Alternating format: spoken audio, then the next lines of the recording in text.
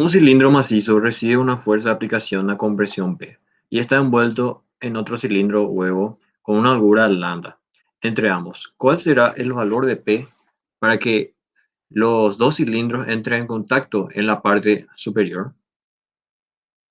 Bueno, eh, este cilindro, tenemos dos cilindros, ¿verdad? El número uno y el número 2, en donde el número uno es un cilindro macizo y el número 2 es un cilindro hueco que rodea al cilindro número uno, ¿sí?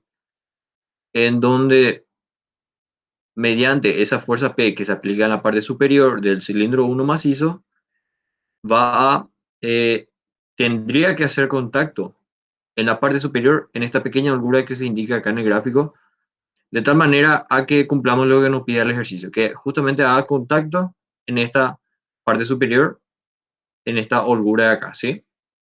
Bueno, nosotros tenemos de dato eh, las propiedades del cilindro, el tipo de material, la geometría de los cilindros, el espesor del cilindro hueco que le rodea, que básicamente sería un recipiente para el gas, por eso no da el espesor. Y eh, tenemos también las holguras, ¿sí? Las holguras de la parte superior y esta holgura que tenemos acá y acá, ¿sí? En estos espacios de acá. Sería lambda y delta, ¿sí? Delta es 0,05 centímetros y lambda tendríamos que eh, calcular de esta fórmula que nos da acá, ¿sí? De esta función lineal. Bueno, para empezar el ejercicio, lo que queremos es, obviamente, que el cilindro uno haga contacto con el cilindro 2 en la parte superior, ¿sí?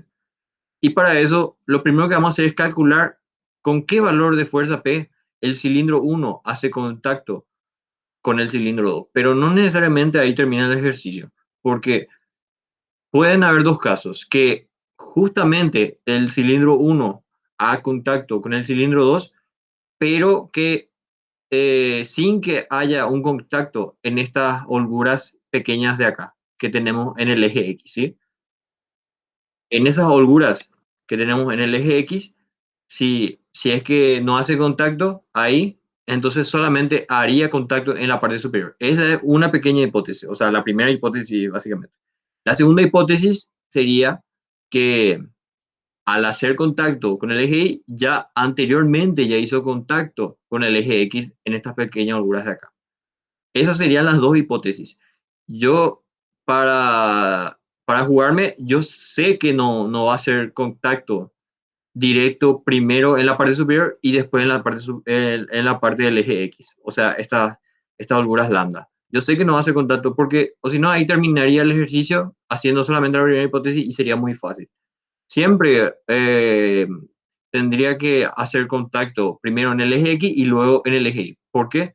Porque si hace contacto primero en el eje X, ahí ya aparecen las tensiones que se someten tanto el cilindro 1 con el cilindro 2. Y ya aparece ya varias propiedades de ley generalizada, pared del gas, y ahí sí el ejercicio se pone interesante. Si no haría contacto, entonces directo sería por ley generalizada, el cilindro 1 hace contacto con el cilindro 2 y ya termina, no hay tensiones ni nada por el estilo. Bueno, pero primero vamos a ver con qué valor de P hace el contacto en el eje Y, o sea, en esta parte superior, sin que haya contacto todavía en el eje X con el cilindro 2, o sea, con estas holguras lambda, ¿sí? Bueno, determinamos la fuerza para que el 1 haga contacto por el eje Y, o sea, en la parte superior, y ahí aplicamos propiedad de ley generalizada, la fórmula, en donde si dijimos que primero va a hacer contacto en la parte superior y después haría contacto en la parte inferior, cosa que sería muy fácil y muy poco probable, entonces no van a haber tensiones en el eje X y en el eje Z que van a ser los mismos ejes que radiales que le rodean al cilindro 1 con el cilindro 2, ¿sí? Este sería el eje X, el eje Z sería perpendicular a mi papel y el eje Y sería la vertical, ¿sí? Entonces, tensión en X y tensión en Z se harían cero. Y me quedaría solamente esta fórmula, o sea, esta partecita de acá, ¿sí? En esta partecita, eh, como yo quiero saber con qué valor de P hace contacto el cilindro 1 con el cilindro 2 en el eje Y, reemplazo ya directo por el valor de 0,05 centímetros, que sería esta pequeña holgura acá, que es delta, ¿sí? Y ahí reemplazo menos 0,05, eh, ya que nosotros estamos analizando el cilindro 1, ¿sí? Y en el cilindro 1 le estamos comprimiendo, o sea, le estamos achicando, ¿verdad? Se está cortando el cilindro 1 a medida que le vamos apretando. Entonces tiene que ser negativo, debido a que se está contrayendo, ¿sí? Entonces tiene que ser menos 0,05 dividido la longitud del cilindro en el eje Y, que es 150, ¿sí? Esa longitud pueden calcular acá. Bueno, y ahí ya puedo calcular la tensión en I que necesita el cilindro 1 para que haga contacto en la parte superior con el cilindro 2, ¿sí? Y ahí calculo la tensión en I. Calculo la tensión I y este es el valor que me sale. Y obviamente es negativo porque se está comprimiendo el cilindro 1 de tal manera que haga contacto en la parte superior con el cilindro 2, ¿sí? Tengo la tensión y tensión es fuerza sobre área y ahí puedo calcular P. Tengo el área del cilindro, calculo P y ahí despejo y este es el valor que me sale. Con ese valor de fuerza P, el cilindro 1 hace contacto con el cilindro 2 sin que todavía haga contacto en el eje X con el cilindro 2, o sea, en esta holgura lambda que tenemos acá, ¿sí? Esa es la primera hipótesis.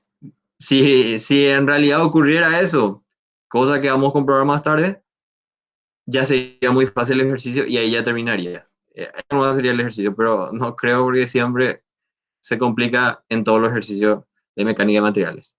Bueno, ahora determinamos la fuerza para que el 1 haga contacto por el eje X. Nosotros determinamos ya para que haga contacto en la parte superior. Ahora vamos a determinar con qué fuerza hace contacto con el eje X sin que haga contacto todavía en la parte superior. O sea, ya sería la inversa. Ahora vamos a hacer para que haga contacto en el eje X, en estas holguras lambda, sin que todavía haga contacto en el eje Y, en este delta, ¿sí? Sería lo mismo que aplicamos acá, pero ahora sería para el eje X. Y vamos a ver con qué valor de fuerza P hace ese contacto, ¿sí? Aplicamos otra vez la fórmula de ley generalizada para el eje X del cilindro 1, en donde tensión en I, vamos a tener, claro que sí vamos a tener tensión en I.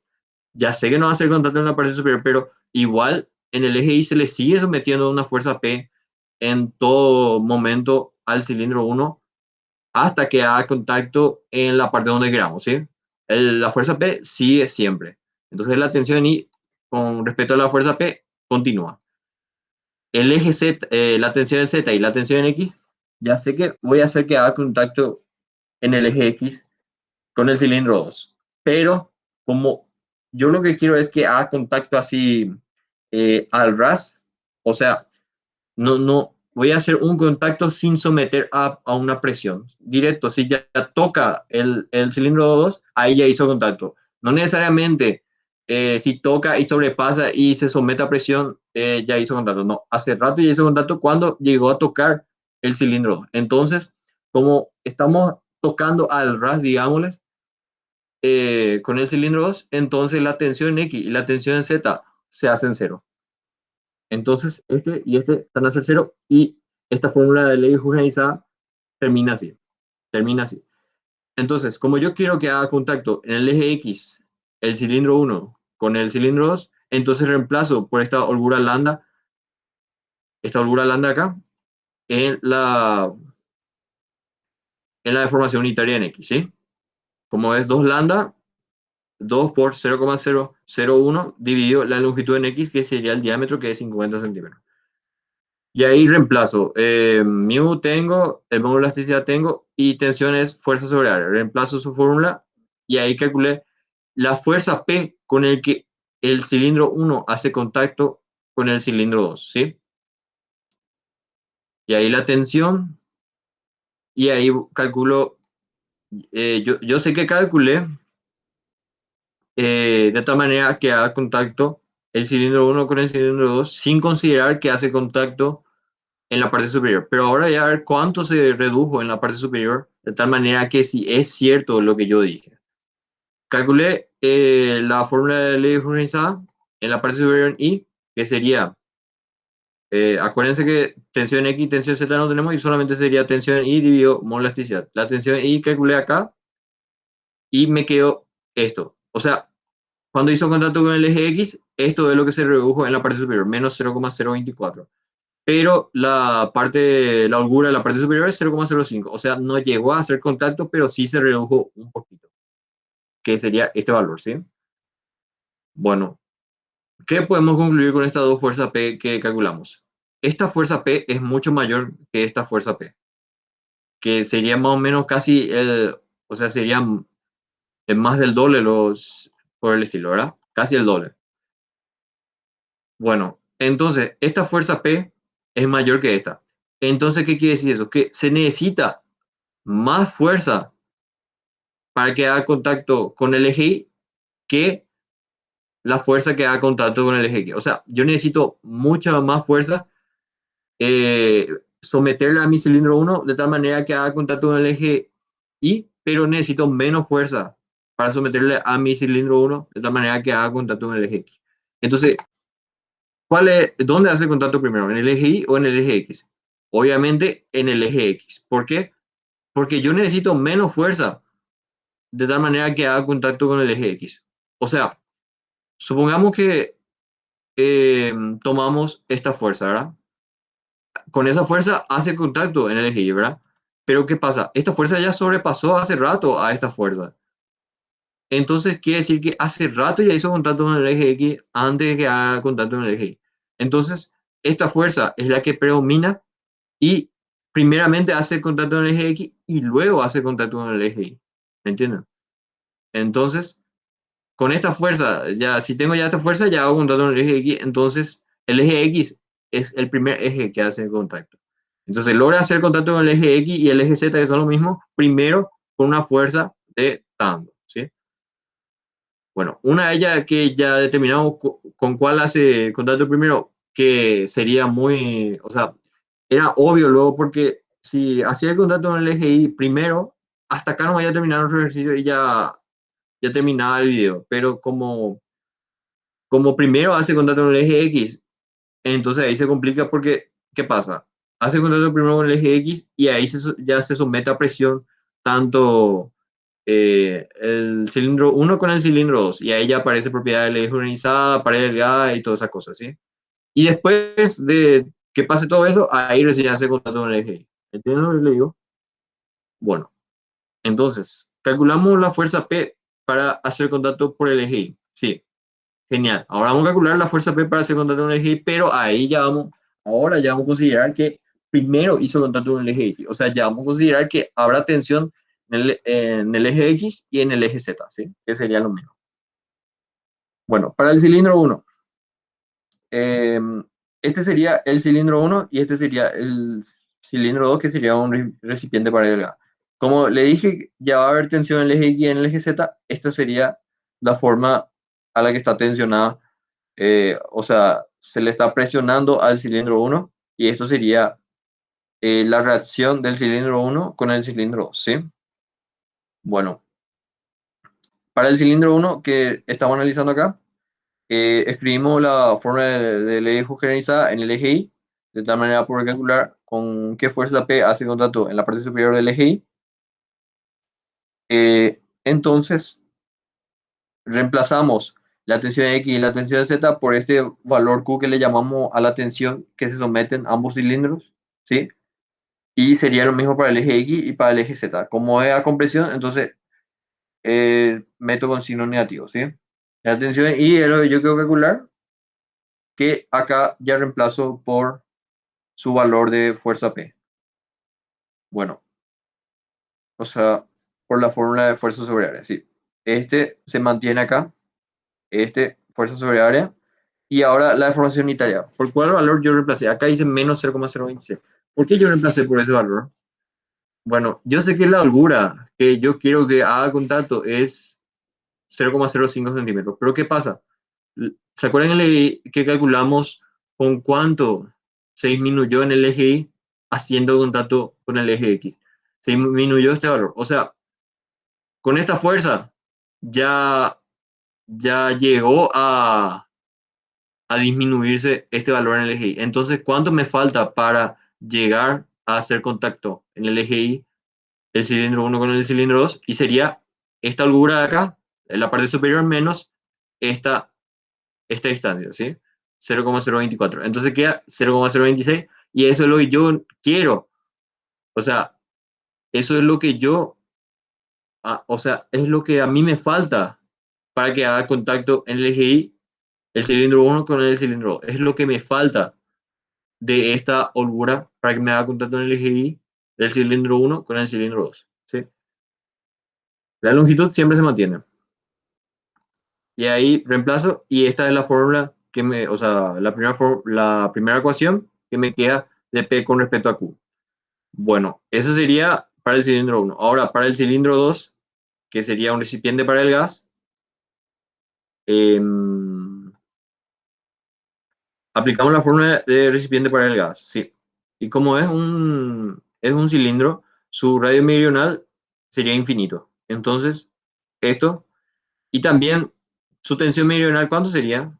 Como yo no tengo acá una tensión que se le está sometiendo en el eje Y al cilindro hueco 2, y yo quiero que haga contacto al ras, el cilindro 1 con el cilindro 2, entonces no va a haber tensión meridional para el cilindro 2 en el eje Y, ¿sí? Entonces, la tensión meridional se hace cero, ¿sí? Entonces, la tensión transversal, ¿cómo me queda?